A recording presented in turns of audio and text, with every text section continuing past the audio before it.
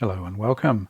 Just having another little play with the Multitech microprocessor MPF-III here, and I've learned a little bit since the last video, sort of floundering around a little bit in the last video, but I've come to the conclusion or found out that I actually need a DOS disk, Apple DOS or Pro DOS I think it is, for the drive, which I don't have, so that's why I couldn't initialize floppy disk, formatted floppy disk on the machine. So I have to work out how to create one, so that's coming in another video, but this one I really just wanted to show you the power supply setup that I cobbled up for this machine just to get me up and running, and a little bit of testing, a bit more testing of the loading and the saving from the cassette drive. Yeah, got this cassette drive here, missing a pause button there, but this works pretty well, and I thought I'd give it another go, see if I can get the saving. No, it wasn't saving I was having trouble with, it was the loading I was having trouble with. Yeah, just a wee chat about where I want to get to with this computer. So I'll connect up the power supply and show you what I've been up to. Now this is my setup at the moment. I've got a PC power supply here, just because the built-in power supply is not happy. Basically, when I plug it in and turn it on, it sounds a little bit like a machine gun. I'm not quite sure exactly what's going on. I'm no power supply aficionado, but I'll show you what I did try. And based on Adrian's Digital Basement, which I follow pretty closely, he mentioned that this little capacitor here quite often is something to do with starting up the power supply as such, and if that's faulty, you know, that can cause an issue. And I removed it and checked it with the ESR meter, and the ESR was a little bit low. The capacitance was fine, but I just found the resistance was a little bit low, so I replaced the capacitor and it made no difference. I did find that I took this board's loose. I took this board out and I measured across some of these connections here and also across some of this area here, and it appears to me to be short circuit. I don't know if that's how it should be or whether there's an issue there. I removed these two I removed these two here.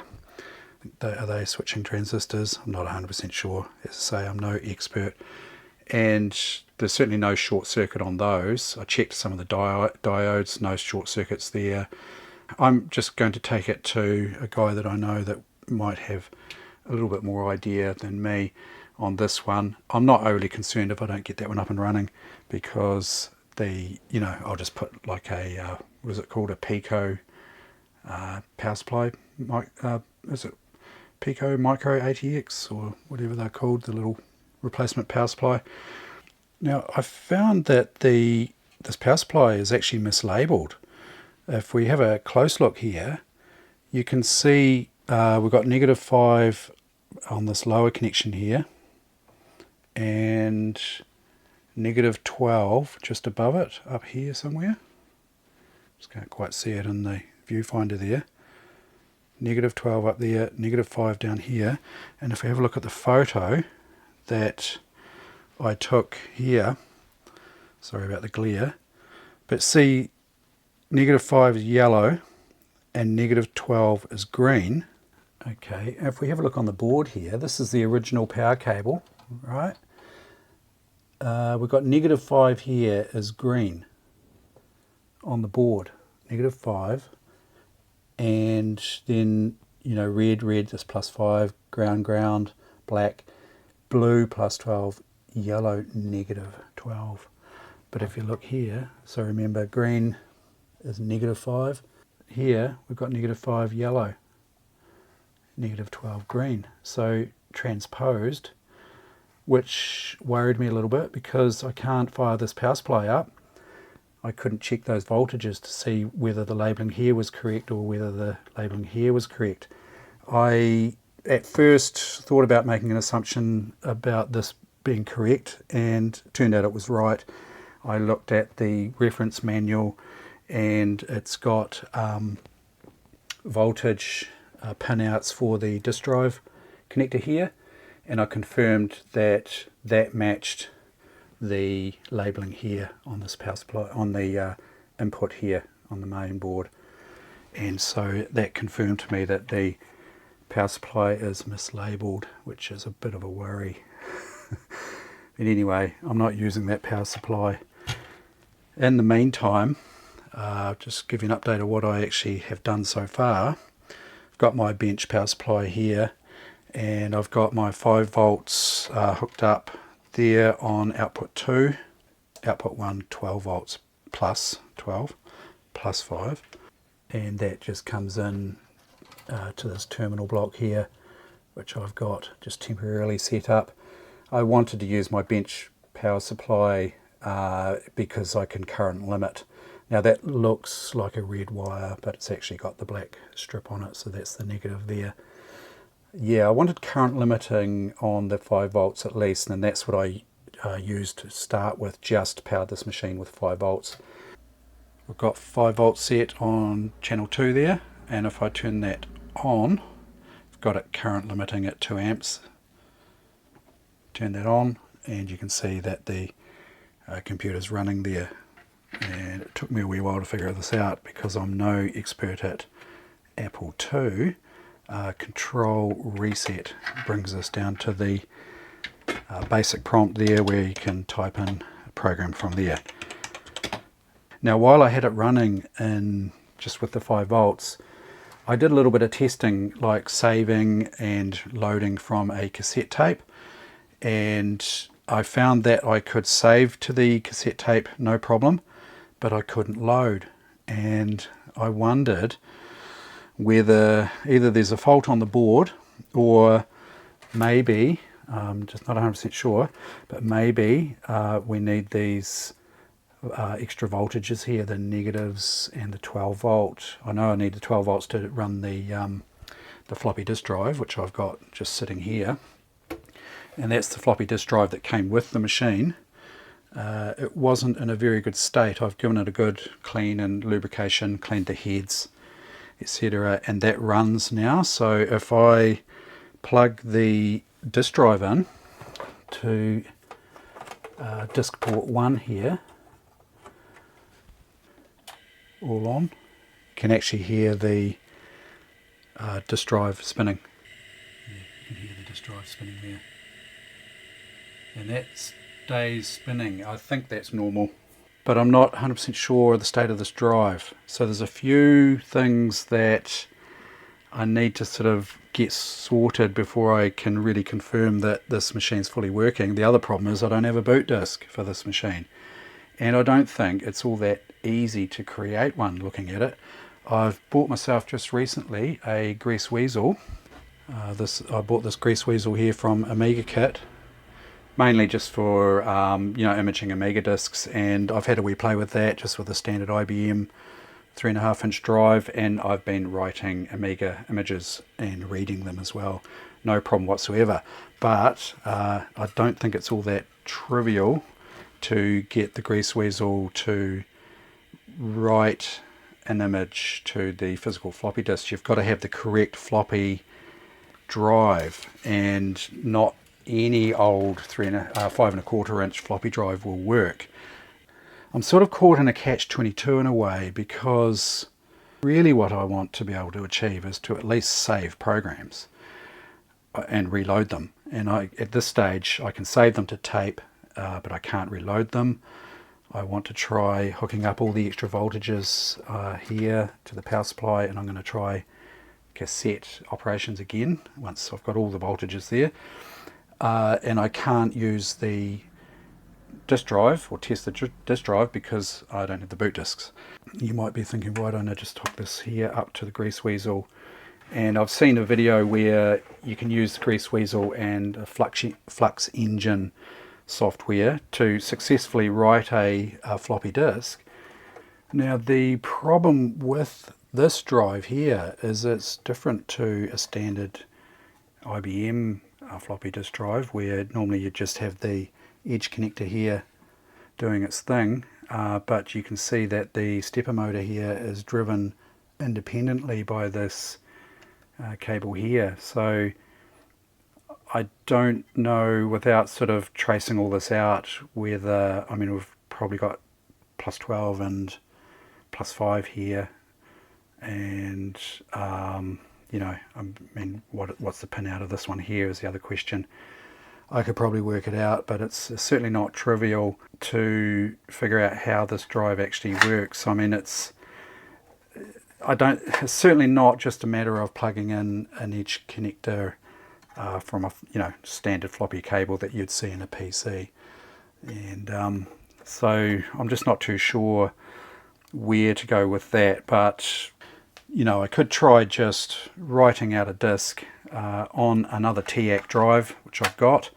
Pretty sure I've got a double density drive. This is a single head drive, single sided, so side 0 only, but I'm pretty sure I've got a double sided double density drive, which I could try writing out an image for.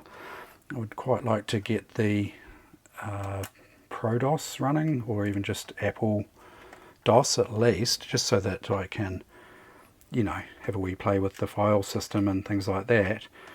And I guess I could just write a disk out on another drive and just see whether it actually boots on this. Problem is, if it fails to boot, I won't know whether it's a fault, you know, with this drive, or you know, the way that I'm writing the image, or a fault with the other drive or something like that. There's too many unknowns there.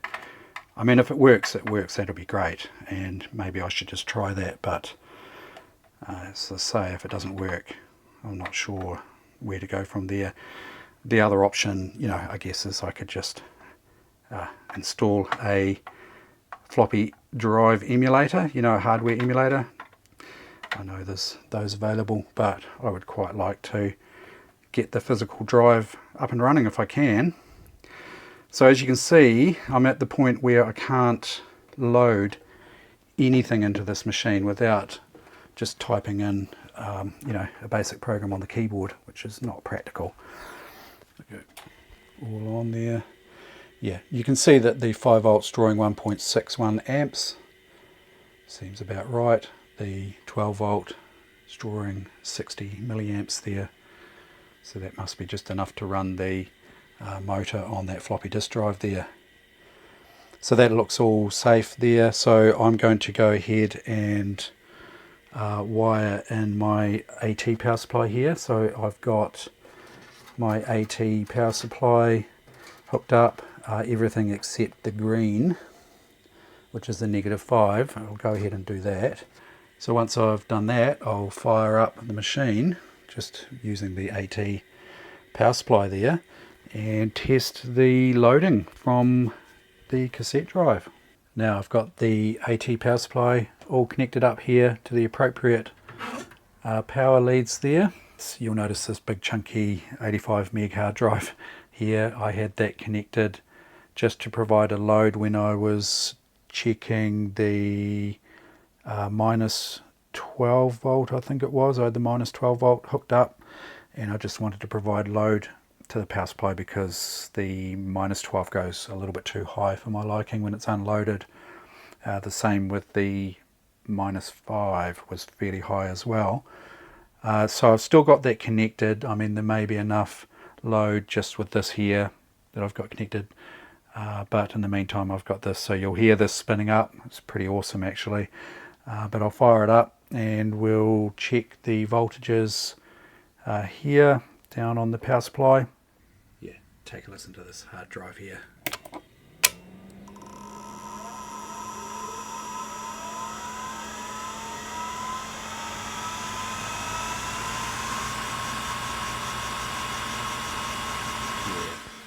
Yeah, no, that's a real hard drive. Okay, system's running there, and I just wanted to quickly check these voltages here. So we've got green, that's minus 4.8, there. We've got red at 5 volts, blue 12 volts, and yellow -12. And that hard drive's spinning down. Wonder if that's normal or whether it's gone kaput. I'm not sure. It's definitely spun right down though. Right, next thing is to try the cassette tape. Now, I wasn't, as I said before, I wasn't too sure whether I needed more than just a +5 to successfully run the cassette tape circuitry as such. So yeah, I mean, I'm sure someone out there will know for sure, but I just wanted to do this as a sanity check really.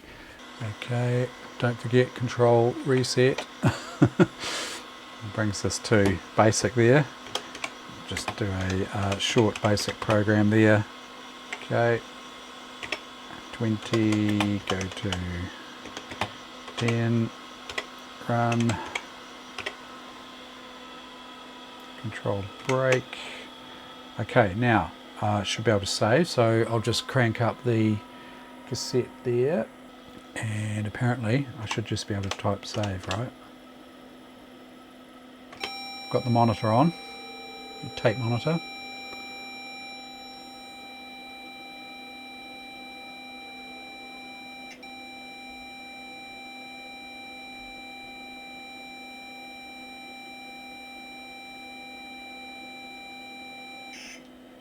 Okay, sounds good. Just rewind that there. And if I just new, so list should have nothing there, and I'll just do a load and play. What have we got? Error straight away, and no feedback.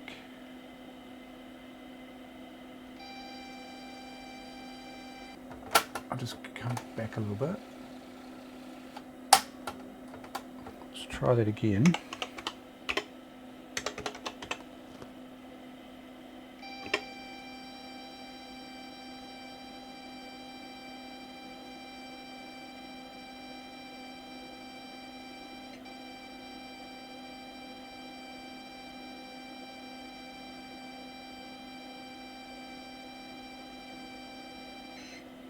Oh, did it work?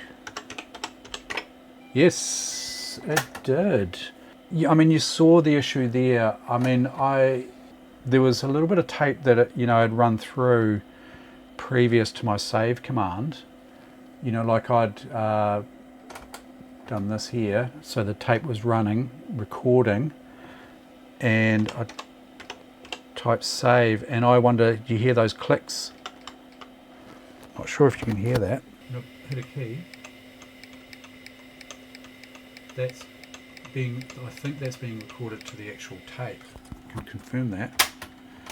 And I think it might have been, when I was loading, it might have been actually picking up those clicks from the tape, and it caused that error. You saw it right at the start there. So maybe this could have just been, my fault there all along, or did I need the extra voltages? Not 100% sure. Yep. So I'm just playing.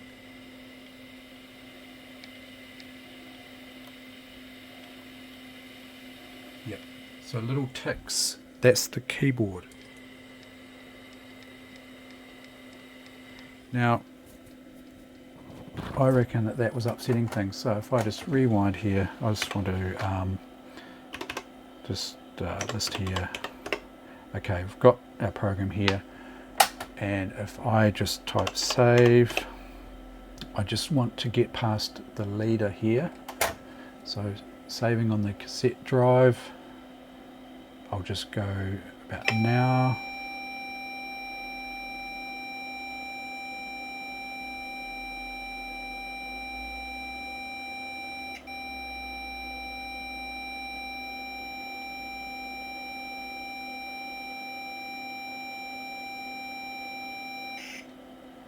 Okay, and if I rewind, do new, and load here, and I should have clean leader and a lead up to the actual program that's recorded on the tape there.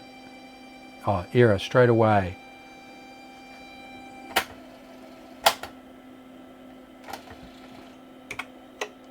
Reset, do I still have nothing in memory? Load. I think I need to start loading after I hear the initial tone come in. I've got the monitor on that tape deck, as you can hear. There we go. No, didn't like that.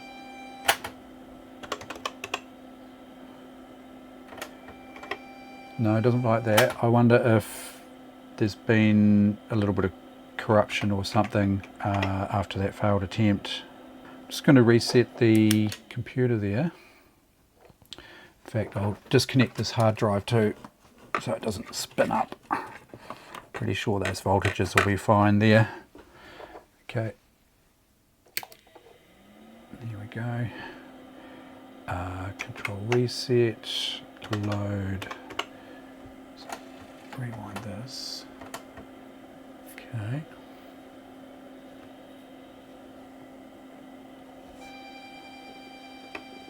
See, now it's happy. And I think that it's successful. Yeah, a little bit finicky.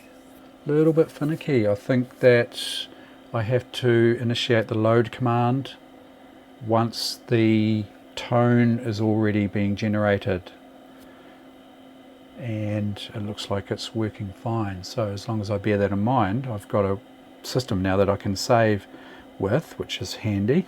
In fact, I've got Apple II programs on the other side of this cassette, and I'm wondering whether they'll load. I've recorded those on my Apple II, got an Apple IIe, and hopefully that should work. Here we go.